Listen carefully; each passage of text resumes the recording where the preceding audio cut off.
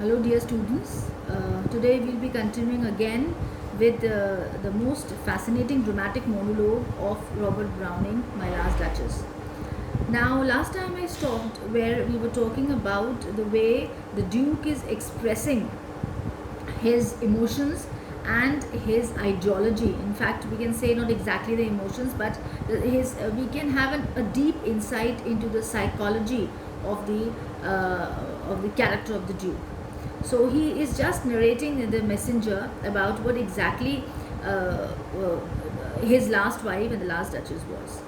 Now we have to continue from here. He says that now he was talking. We stopped where he was talking about the painting in front of Pinto, whatever painted.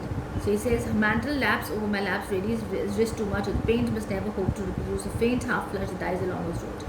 Such stuff was courtesy, she thought, and cause enough for calling up the spot of joy. So he's talking about the spot of joy, the blush that used to come when people used to give her compliments, and that blush could also be seen on her face, which has been captured by the painter, and he has been it's been reflected in the portrait of the Duchess.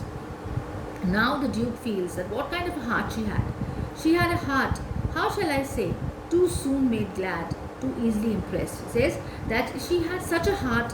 He wanted to say she has such a naive, childish, and simple-natured heart. Very simple heart she had, like a child who has, too easily impressed.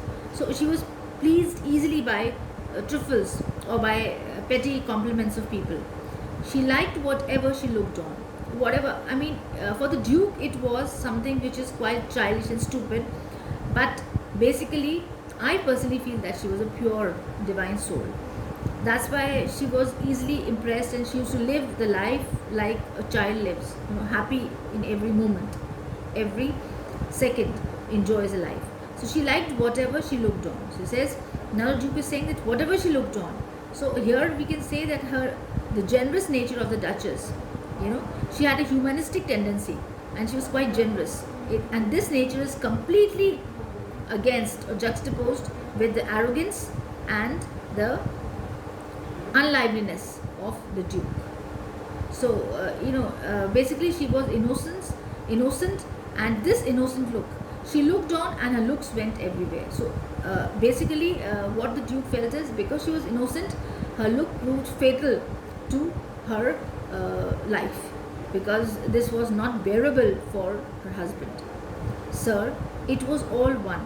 So now he is saying, in a nutshell, what exactly he wants to say, that she couldn't distinguish between the vices and the virtues. Everybody was equal for her, neither good or bad, if the vices or the virtues. My favor at her breast. He says, even the costly ornament that used to buy was nothing for her. The dropping of the daylight in the west. She says she was even fascinated by the beauty of the sunlight. The bough of cherries, some officious fool broke in the orchard for her. So says she was so stupid that even an interfering a guy, a stupid meddler, a fool here could bring some cherries, pluck the cherries from the branch and bring something for her, broke in the orchard for her. The white mule she rode with round the terrace. She could even sit on a white mule, and she could ride around the whole terrace on sitting on the mule, and all each would draw from her alike the approving speech or blush at least. So all these things, all these tiny, stupid, insignificant pleasures, according to the Duke, would draw from her alike equal pleasure she used to get. So in a couple of words, he's saying that she used to be thankful and full of appreciation. The approving speech, all the time she used to be full of appreciation, thankful for the tiny pleasures and petty little pleasures of life, or blush at least, or even if not, she could blush with joy. She thanked men. She was so graceful. She was so full of courtesies and manners and gratitude. The Duke felt that it was not a nice trait, not a nice character and nature of his wife. So he is depicting, he is presenting the Duchess from his perspective, and that's why saying that she expressed her gratitude to every man for every good thing, good, but thanked somehow, I know not how, as if she ranked my gift of a 900 years old name with anybody. He says, okay, you thank, it's okay. He says, somehow, I know not how, as if she ranked my gift. Now he's saying that She even couldn't value the gift which I gave her, a gift of a 900 years old name.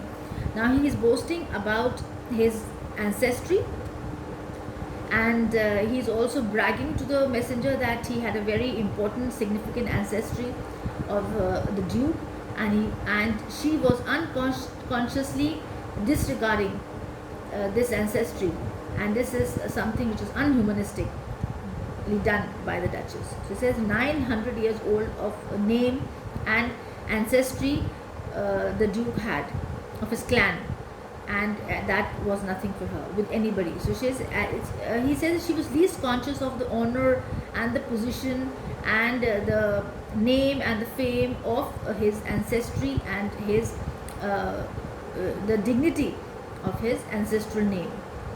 Who would stop to blame this sort of trifling? So he says, who would stoop to blame this sort of? So now he's asking the messenger, do you think that anybody could stoop means? Who could come down to such a level?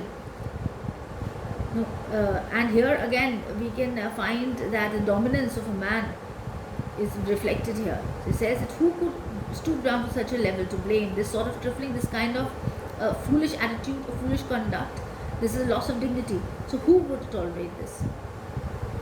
So we'll stop here and we'll continue. No matter, I don't want to stop in the middle and continue with it, because I feel that it in a way interrupts the beauty of the poem, but we are helpless. So we'll continue in the next class. Thank you.